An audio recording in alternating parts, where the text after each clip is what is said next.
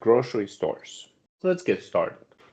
This right here are the needs that are driven by the vendors and the manufacturers, right? So we're kind of compounding them to the side. We have efforts that are driven by the manufacturers and vendors from just the sales and marketing perspective, right? So that's very easy to imagine. A grocery store would have a ton of items, a ton of different names and brands of items. And even if it's an unbranded item, such as milk, right? There are associations out there that would utilize paper, digitals, and TV, radio, everything out there to promote milk, right? Push the demand up through these channels. Manufacturers do the same thing, right? So they issue coupons on whatever that prints. They issue coupons on whatever that's digital. They go into branded deals with whoever wants to go in or whoever makes sense strategically and otherwise for them. And they have promotions all the time to satisfy whatever the needs they have, the vendors. So the manufacturers, vendors, right?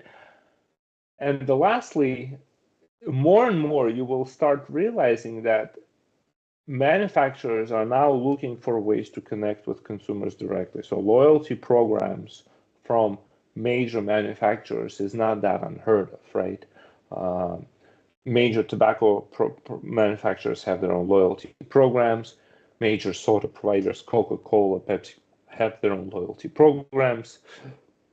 Major snack providers, Mars, Snickers, what have you, have their own loyalty programs.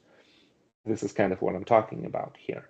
And if you are a retailer who can accept manufacturer-funded coupon that comes from the paper or digital form, you're at the advantage as a retailer because you can tell people, yeah, come with your coupons from your manufacturers to us. We'll accept those coupons. That's foot traffic to your store. Same thing with the discounts. If you are, let's say, working with Coca-Cola as an example I'd like to use, although not a very good food, but is present in every grocery store, wouldn't you agree? So Coca-Cola is one of the manufacturers that, for the most part, are self-managed.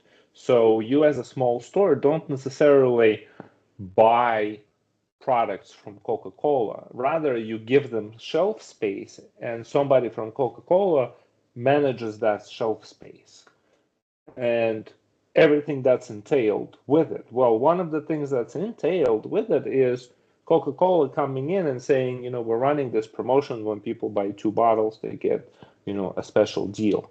From the Clover point of sale perspective, are you able to run those 2 for deals or 3 for deals or whatever this condition of the deal the manufacturer is pushing? Can the point of sale handle it?